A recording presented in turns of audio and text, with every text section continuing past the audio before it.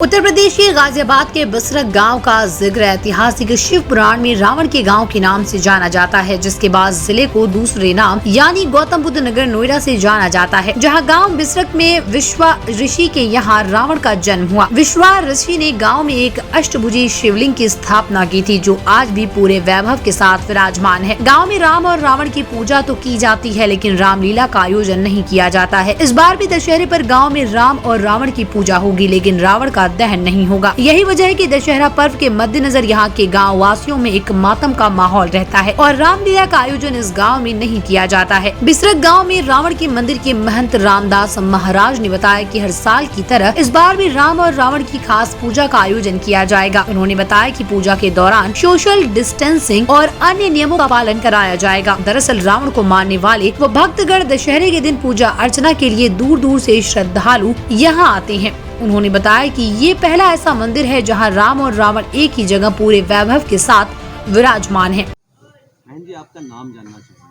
मेरा नाम महंत रामदास है। मैं यहाँ 30-35 साल से रह रहा। आप बसरक गांव के अंदर रावण की पूजा की जाती है, जो राम के साथ की जाती है। क्या मान्यता है इस मंदिर की? कितने लोग यहाँ रहते हैं इस गांव में, और क्या आज के दिन, विजयदशमी के दिन, क्या मनाया जाता है? गांव में तो काफ़ी बड़ा गांव है ये, और उनके नाम से ये गांव बसा हुआ है, विश्वेश्वर ऋषि के नाम से, और काफ़ी दूर दूर से आदमी आते हैं। अच्छा, प्रथा है कि बुराई पे अच्छाई की जीत के लिए रावण का पुतला फूंका जाता है, जबकि ये पैतृक गांव है, यहाँ पर रामलीला नहीं लगी है। क्या वजह रही है और क्या मानते हैं लोग रावण के? ये यहाँ की जो है उनकी पैदाइश है और यहाँ के बालक को मानते हैं, इसलिए जो है रावण का पुतला कोई नहीं फूंकता है।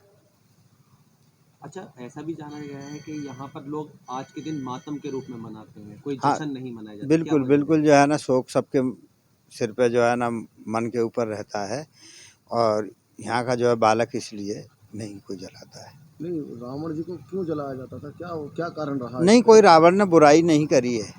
ये तो दुनिया है, अपने अपने रूप से कैसे कैसे देखता है।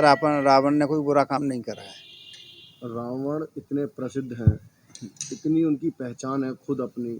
हमारे भारत देश को छोड़ के बाहर राज्यों में भी उनकी अपनी एक पहचान है ऐसी, जबकि राम की स्वयं पहचान नहीं थी।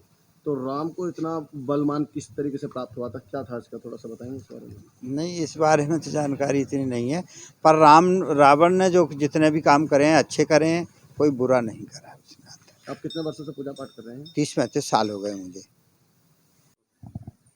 आज हम ग्रेटर नोएडा के अंदर गौतम बुद्ध नगर बसरक गांव के अंदर मौजूद हैं, जहां पर रावण का निवास था, जहां पर रावण की निजी अपनी एक रिहाइश थी।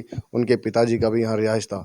हमारी साथ बसरक गांव के रहने वाले, जिनका मकान रावण के मकान के जस्ट बगल में है, उनसे कुछ जानकारी करते हैं रावण के परिवार के बारे में और रावण के रहन सहन के बारे में। क्या है अग्रिम जानकारी, उनसे जानकारी करते हैं।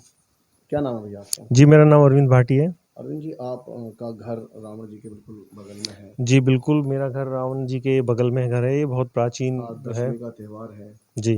किस तरीके से देखते हैं आप रावण जी के परिवार को? रावण जी एक हमारे पूर्वज रहे हैं, एक हमारे पूर्वज है रावण। उनके पिताजी विश्वजा ऋषि थे, उनके नाम पे ही इस गांव का नाम बसरक पड़ा है। उनके यहाँ जो वो एक शिवलिंग की पूजा करते थे, वो प्राचीन शिवलिंग आज भी गांव में है। उसकी लोग बहुत पूजा करते हैं शिवलिंग की। उस शिवलिंग की रावण ने भी पूजा की थी। तो रावण बहुत बड़े ज्ञानी और बहुत बड़े विद्वान व्यक्ति थे। इस धरती पे भगवान ने जो अवतार लिया उसे छोड़ के बाकी इस धरती पे रावण से बड़ा कोई ज्ञानी व्यक्ति पैदा नहीं हुआ। तो रावण बहुत ही ज्ञानी और बहुत ही सज्जन व्यक्ति थे। कहते हैं बुराई के बाद अच्छाई शुरू हुई। आखिर ऐसी कौन सी बुराई थी जो इस चीज का नारा दिया जाता है? रावण को बुरा कहा जाता है और राम को अच्छा किया जाता है। क्या वजह थी इसकी? देखो, रावण एक इंसान थे, जो वो धरती पे जन्मते। भगवान एक अवतार थे, तो इंसान को भगवान से कंपेयर कैसे कर सकते हैं? तो कहीं ना कहीं अगर भगवान के कंपटीशन में कोई चीज़ आएगी तो बुराई की पात्र तो आएगी। एक वो राक्षस जाति से बिलोंग करते थे। रावण क्या था कि भगवान के 4 गेट होते थे, तो द्वारपाल थे रावण जो द्वारपाल थे। उनका भाई जो है कुंभकर्ण, वो दोनों द्वारपाल थे। तो एक ऋषि ने उनको श्राप दिया था कि तुम ऋषि जा रहे थे भगवान से मिलने के लिए, तो उन्होंने रास्ते में रोक लिया था। तो उन्होंने जब रास्ते में उन्हें रोका, तो उनको रोकने के बाद उन्होंने बोला कि तुमने तो राक्षस वाला काम किया है, मुझे रोक दिया रास्ते में, मैं तुम्हें श्राप देता हूँ कि तुम राक्षस बनोगे। तो कुंभकर्ण को उस श्राप के कारण रावण राक्षस जाति में उन्होंने जन्म लिया। जो और विश्वसा ऋषि है उनकी माँ राक्षस थी, इस वजह से उनको वो चीज़ें हो गई। विश्वसा ऋषि इस धरती पे बहुत ही ज्ञानी व्यक्ति पैदा हुए, उन्होंने बहुत ही चीज़ें अपने धर्म के लिए, ज्ञान के लिए बहुत सारी चीज़ें की है उन्होंने इस तरीक़ा से।